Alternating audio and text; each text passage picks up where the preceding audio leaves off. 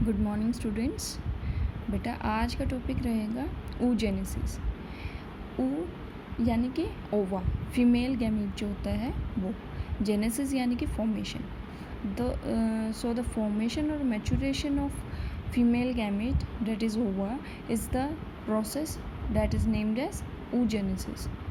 Okay बेटा, सबसे पहली बात, oogenesis होता कहाँ है? It takes place in the female ovary. कितने ओवरीज हैं फीमेल के पास? 2 ओवरीज हैं। वन लेफ्ट हैंड साइड में लोकेटेड है पेल्विक रीजन में, और दूसरी राइट हैंड साइड में लोकेटेड है। तो हमने ये डिस्कस किया था कि बेटा जब भी मेंस्ट्रुअल साइकिल आती है, female undergoes the menstrual cycle which is cyclic changes that come across in the uterus as well as in the ovaries of the female।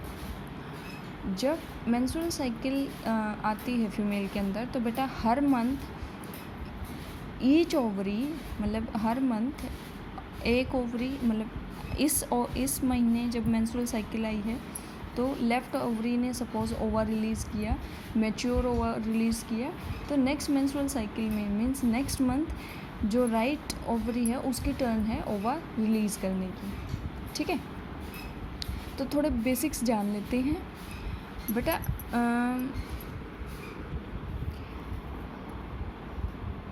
Female के अंदर जो oogenesis होती है और जो मेल के अंदर स्पर्मेटोजेनेसिस होती है बेटा, उसमें बहुत बड़ा मेजर डिफरेंस है।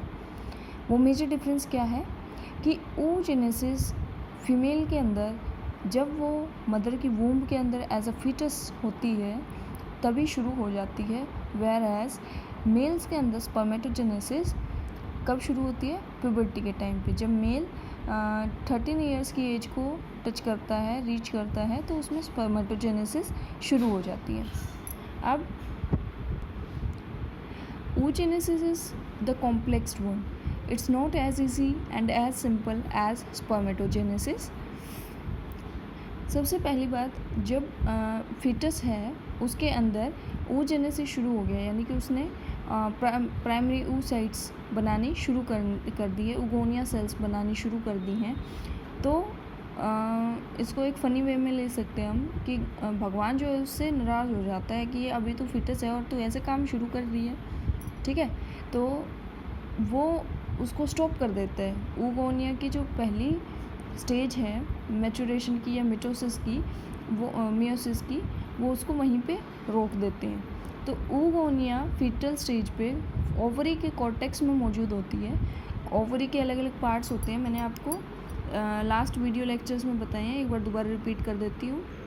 ये देखिए यहाँ कॉर्टेक्स एरिया होता है बेटा, ये बाहर का, और मेडुला होता है ये बीच वाला एरिया जहाँ ब्लड वेसल्स होती हैं, और इस पूरे को मिला के क्या बोलते हैं? स्ट्रोमा। ठीक है, तो oogonia सेल्स कहाँ मौजूद हैं? इस कॉर्टेक्स में मौजूद हैं, and they are in lakhs, मतलब बहुत बड़े ह्यूज नंबर में मौजूद हैं। कब? फीटल एज में। ठीक है, तो oogonia सेल्स फीटल स्टेज में कॉर्टेक्स के अंदर मौजूद हैं, ओवरी के अंदर मौजूद हैं। उसके अंदर मियोसिस 1 होती है, लेकिन मियोसिस 1 जैसा कि आपने पढ़ा है, मियोसिस कंप्लीट होती है 2 पार्ट्स में, मियोसिस 1 एंड मियोसिस 2। मियोसिस 1 के भी 4 सब पार्ट्स हैं और मियोसिस 2 के भी 4 सब पार्ट्स हैं। तो पहला है प्रोफेज। मियोसिस 1 का पहला पार्ट होता है प्रोफेज 1, आपको पता होगा ना, प्रोफेज 1, प्रोफेज, मेटाफेज, एनाफेज। ठीक है, इस तरह टीलोफेज, ये 4 फेजेस होते हैं। तो मियोसिस 1 जब शुरू हो जाता है oogonia सेल्स में, तो भगवान उसको रोक देता है प्रोफेज 1 पे कि तू अभी छोटी सी है और तू इतनी एडवांस होने की कोशिश कर रही है। देख, मेल्स के अंदर तो 13 की एज पे, 13 ईयर्स की एज पे जाके जो है स्पर्मेटोजेनेसिस शुरू हो रहा है। Why are you so advanced? तो उसको हैंग कर दिया जाता है, अरेस्ट कर दिया जाता है उसकी डेवलपमेंट को प्रोफेज 1 पे। अब ये यहाँ तक फिटल है, फिटस एम्ब्रियो जो ये बेबी है वो मदर की वूम्ब के अंदर है। ठीक है, अब जब ये रुका हुआ है तो बेबी डिलीवर हो जाता है, फीमेल गर्ल बोर्न होती है। उसके बाद क्या होगा कि 13 ईयर्स की एज तक कोई फर्दर एक्टिविटी नहीं होगी। 13 ईयर्स की एज तक कोई फर्दर एक्टिविटी फीमेल की ओवरीज के अंदर नहीं होगी। और जब कोई एक्टिविटी नहीं होगी तो भगवान क्या करेगा? उसको उसको ये पनिश करने की कोशिश करेंगे, ठीक है। तो वो जितने इसने उगोनिया सेल्स बनाए हैं जो प्रोफेज 1 पे रुके हुए हैं, वो डीनेचर होने या डीजनरेट होने बेटा शुरू हो जाएंगे। इस प्रोसेस को क्या बोलते हैं? इस प्रोसेस को बोलते हैं फॉलिकुलर एट्रेसिया। बात को ध्यान से सुन लो, ये कॉम्पिटिटिव एग्ज़ाम का क्वेश्चन है, एनसीईआरटी के अंदर नहीं दिया गया है। जब फॉलिकल्स फीमेल बेबी के अंदर 13 ईयर्स की एज तक पहुंचने से पहले डीजनरेट होते हैं तो उस प्रोसेस को बोलते हैं फॉलिकुलर एट्रेसिया, ठीक है। अब जो प्रोफेज 1 है, इससे आगे की डिवीज़न शुरू हो जाती है as soon as the girl reaches the age of 13 years, ठीक है। लेकिन 13 साल की उम्र तक आते आते फॉलिकुलर एट्रेसिया होने के बाद अब ओवरीज़ के अंदर ईच ओवरी में 60,000 to 80,000 फॉलिकल्स ही सिर्फ बचे हैं। मतलब जहाँ शुरुआत में लैक्स में फॉलिकल प्रेजेंट थे, वहाँ अब 60,000 से 80,000 फॉलिकल्स ही हर ओवरी में, दोनों ओवरीज़ में अलग अलग बचे हैं, ठीक है। अब देखो, ओगोनिया को और क्या बोलते हैं? Gamete mother cell. क्या बोलेंगे? Gamete mother cell. इसके अंदर होती है बेटा मियोसिस 1, जो कि रुक जाती है प्रोफेज 1 पे, ठीक है। प्रोफेज 1 पे अरेस्ट हो जाती है, resulting in the formation of primary oocytes। Primary oocytes हमने ये भी पढ़ा है कि मियोसिस 1 से 2 सेल्स जनरेट होंगी और मियोसिस 2 से 4 सेल्स जनरेट होंगी। तो बेटा जब 2 सेल्स जनरेट होती हैं तो उनका अगर डिप्लॉयड सेल थी तो डिप्लॉयड ही रहेगी, और अगर मियोसिस 2 कंप्लीट हो जाती है तो डिप्लॉयड सेल कन्वर्ट हो जाती है हैप्लॉयड में। क्यों? क्योंकि it will be A reductional division, ठीक है। ओगोनिया सेल्स बना लेते प्राइमरी oocytes। अब ये 2n था, डिप्लॉयड सेल थी, तो ये भी क्या होगी? डिप्लॉयड सेल होगी। क्यों? क्योंकि मियोसिस 1 कंप्लीट नहीं हुआ है, प्रोफेज 1 पे रुका हुआ है। अब प्राइमरी oocyte क्या होती है? इसके चारों तरफ ग्रैन्युलोसा सेल जो है डिपॉजिट होनी शुरू हो जाती हैं, ठीक है। प्राइमरी oocytes जो हैं, इसके चारों तरफ ग्रैन्युलोसा सेल्स इकट्ठी होनी शुरू हो जाती हैं, और जब ये सराउंडिंग मतलब जो गैमीट है, oocyte है, इसके चारों तरफ जब सेल्स इकट्ठा होना शुरू होंगे, यानी कि इसकी बाउंड्री हो जाएगी बेटा, तो ये क्या बन जाएगा? ये बन जाएगा प्राइमरी फॉलिकल। क्या बन जाएगा? Primary follicle. अब यहाँ आते आते क्या हो गया है? मियोसिस 1 कंप्लीट हो गया है। क्या हो गया है? मियोसिस 1 कंप्लीट हो गया है, और जो प्राइमरी फॉलिकल है वो बन चुका है। अब ये जो प्राइमरी फॉलिकल है, जिसके अंदर प्राइमरी oocyte मौजूद है, उसमें क्या होगा? उसमें मल्टीपल लेयर्स आ जाएंगी, बन जाएंगी ग्रैनुलोसा सेल्स की। यानी कि अभी प्राइमरी oocyte के अंदर क्या था? सिर्फ एक लेयर बनी थी।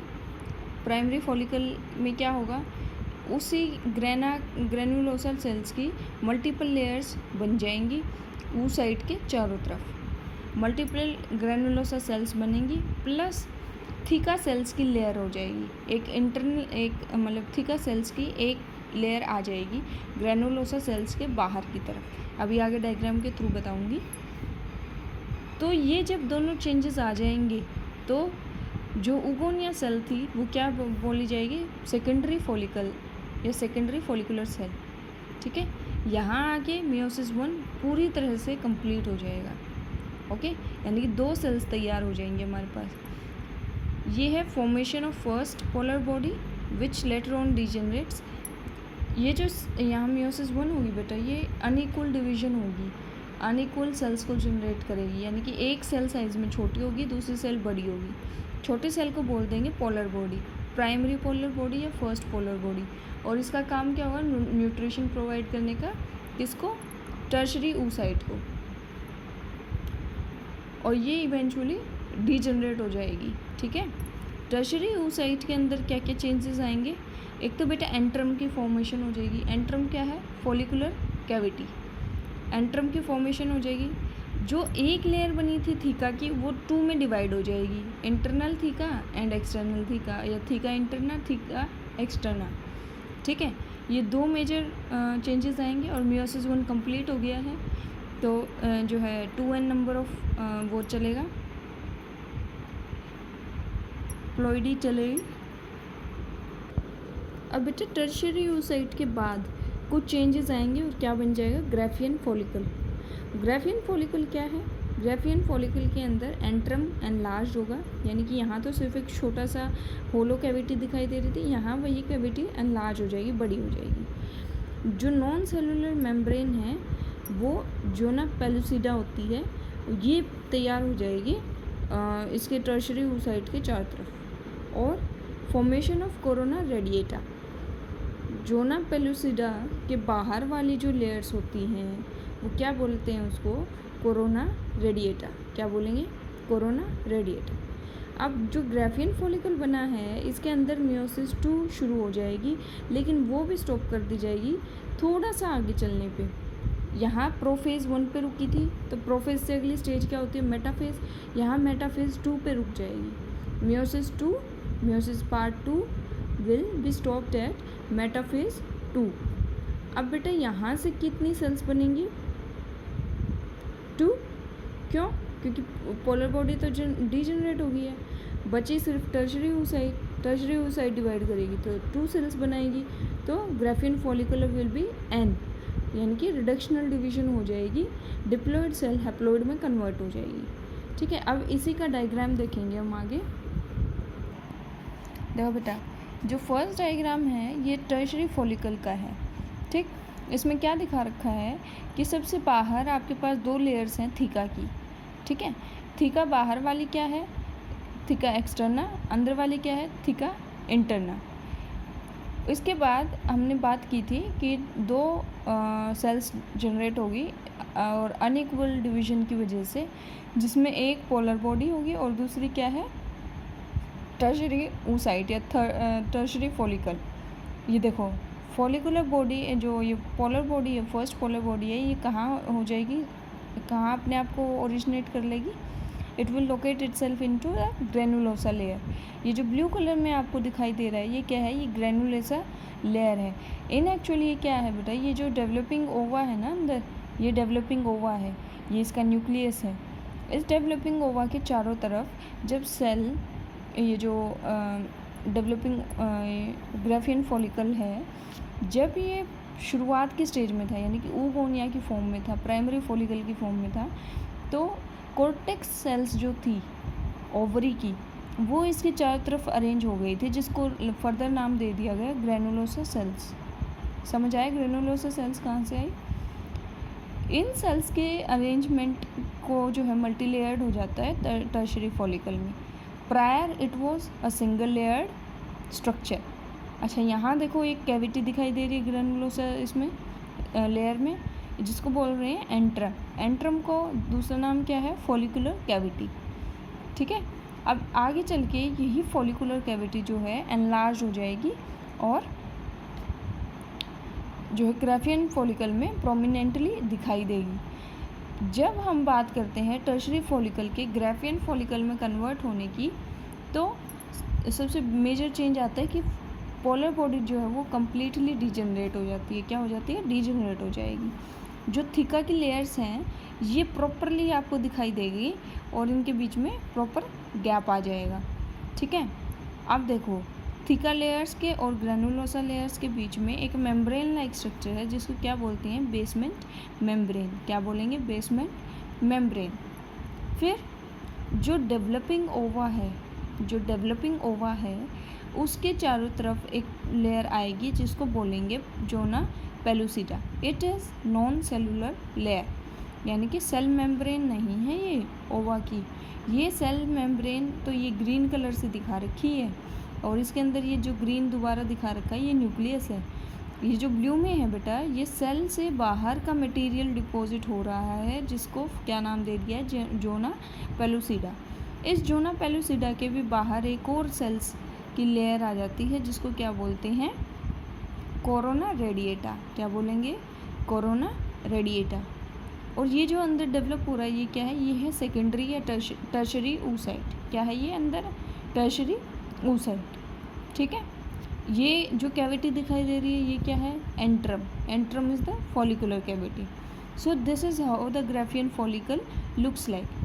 अब मैचुरेशन पे क्या होगा बेटा, ये जो ओवा है, जब LH हार्मोन ज़्यादा हो जाएगा बॉडी के अंदर, तो ये ओवा जो है ये सरफेस पे आके और रप्चर कर जाएगा, ठीक है। ये यहाँ से बाहर आने की कोशिश करेगा और इस ग्राफियन फॉलिकल से रप्चर होने पे बाहर निकलाएगा और कहाँ चले जाएगा, हमारी ओवरी के इनफंडिबुलम जो फिम्ब्री हैं, फिंगर लाइक स्ट्रक्चर हैं फैलोपियन ट्यूब के, उसके थ्रू होता हुआ एम्पुलरी रीजन ऑफ ओविडक्ट में जाके रुक जाएगा और वहाँ वेट करेगा फर्टिलाइज होने की।